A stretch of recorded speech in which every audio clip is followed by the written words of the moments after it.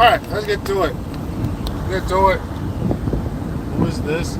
Sir, is the guy who you asked to do your television.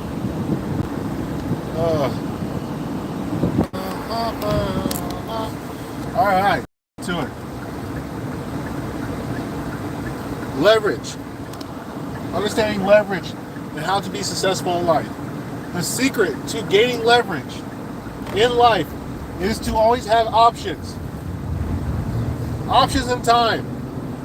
Options and time are all you need to have leverage to be successful in life.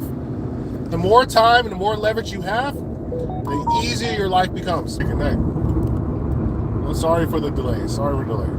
All right, secret to creating leverage and having success in life.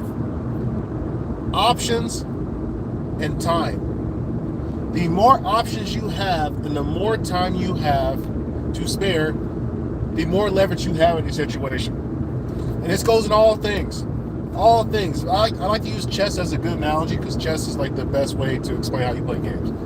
In chess, if the time is on your side when you're on the board and the other guy has less time than you, you are in the driver's seat.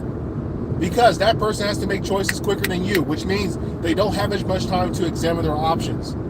Or the vice versa, if you're trapped on the board, like if somebody has all your different pieces trapped in different areas, you have a bunch of pins and all these other things, you don't have as many options on the board. So when you can take people's options off the board, they have less moves they can make. It makes it more predictable. When you make it more predictable, it's easier to make a move. It's easier to navigate. This is why I state, the key to being successful in life is to have options and time. When time is on your side, you use it. When you have options, you use them. Never let anything or anybody dictate how you use your time or your options. Because that's all you have in this life. That's it. And one of the big mistakes I notice that young people tend to make is they pigeonhole themselves into situations where they have no other option to get out. When you decide to go down the road of something that is a long-term commitment or a long-term like contract or something of that nature, you need to make sure that what you're getting on the back end is well worth the sacrifice you're going to make. Too often people do not do that. Too often people make choices that are short-term thinking choices, and those short-term choices end up having long-term ramifications and limiting their options and limiting their time.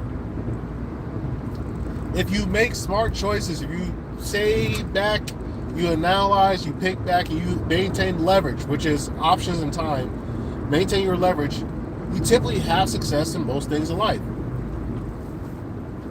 And this is why business is so difficult to run as a small business owner. You don't have a lot of time. As opposed to the bigger conglomerates, like a Walmart or Amazon, they have more options, they have more time because they have more money, they have more capital. Capital helps you have more leverage in a situation. The more capital you have, the easier it is to deploy things. You can bake things, you can put things out, you can find out because you can buy time. You're not in a rush. This is why it's so important for young people, young kids, to create situations for themselves where you can have more capital in the future. Like, you want to give your kids the best option. One of the best things you can do for your future kids or future descendants, make sure they have some real estate, make sure they have a trust. If you can ensure that your kids have a place to live and have a little bit of bankroll just to cover like housing expenses, you're guaranteeing your kids have a better chance of being successful because they don't have to take on certain options that fulfill a need right now, this second. And this is why poverty is such a fucking terrible thing in America, just in general. Poverty reduces the amount of time you have and the amount of choices you have. That's why you see most people that are in poverty, they have to go into like drug dealing. They have to do criminal activities to maintain themselves, because if not, they will starve. They will not have anything to eat. They will not have food, water, drink, housing. And this is why poverty is such a terrible thing, and it's so hard on the mind. Hello, you Sigma Simba. I don't know what the hell that means, but hello, Jamal. Nice to meet you. Nice to meet you too, Nabot. But furthermore, to expand, success and leverage go hand in hand. if you can play your card rights and keep things open, always keep a available options and movement to yourself, like in a fight. If you can always move, you don't get yourself trapped in a corner, you have a higher chance of succeeding in the fight. When you get pigeonholed into a corner and you have to shell up, you reduce your options. If you can't go left, you can't go right, you can't go backwards, all you can go is forward. The guy who is punching you knows, okay, he can only go forward. So there's only so many options he has. It's just, I know what these options are. It's easier for me to counter you. It's easier for me to hit you. It's easier to do damage.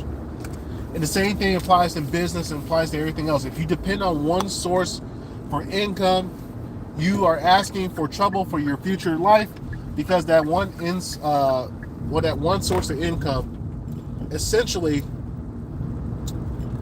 bro, I have cancer, so the low key, I have the low chemo phase. Oh, that's kind of funny. That's fucked up and funny. This is why, like, if you only have one source of income, you have to behave a certain way, because if you do not behave in that way, you lose your live stream. But if you have 3 or 4 jobs, if you have a high income skill, if you have the ability to garner money and capital, you can say fuck you to a lot of people.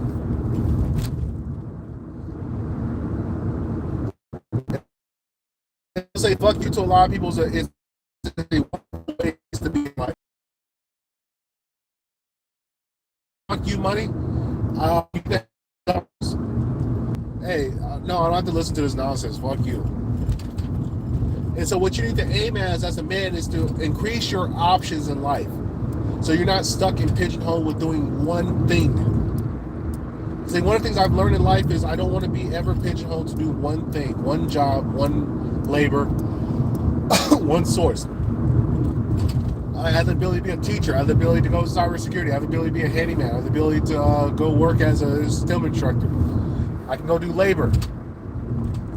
I can go be a driver. There's 1,000 things I can go do that don't leave me pigeonholed to one thing. And that's what you want to aim to be as a man. You don't want to be pigeonholed into one endeavor. That one endeavor will always fuck you. And the same thing comes with like relationships. When you commit, you go all the way you commit.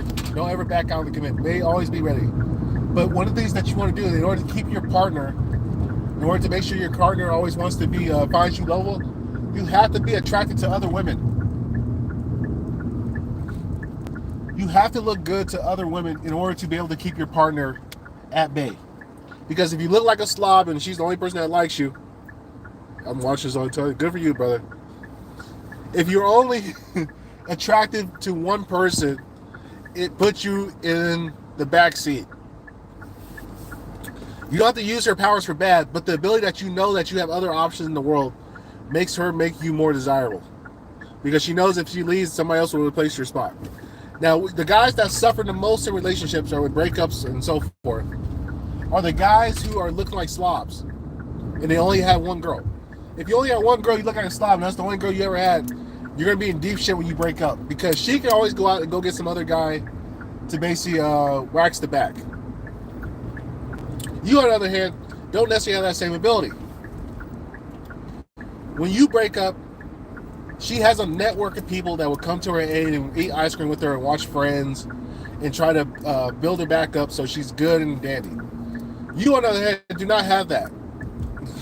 So you always need to have the option of having a life for yourself.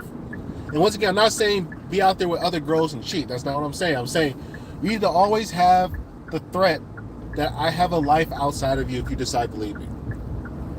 And by having that, you actually make your relationship much more tolerable. It's much nicer.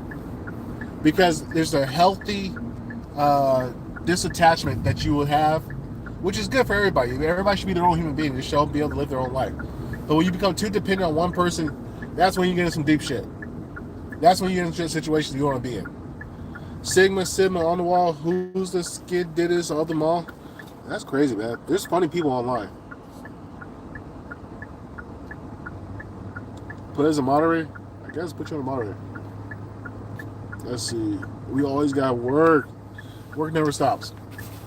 So once again, all things, to have success in all things, keep your options and time open. Options and time. As long as you have options, as long as you have time, you are good. Never have anything to worry about. The man who has no time and the man who has no options is the man who is struggling and suffering in life. And I learned this from the 33 Strategies of War, which is a great book. You will learn a lot from that. And one of the keys they always talk about in warfare is don't be so predictable. Be fluid. Have options. Never go too far deep in the enemy territory, even if you're winning. Get your victory, back out, come back, reassess, go back in.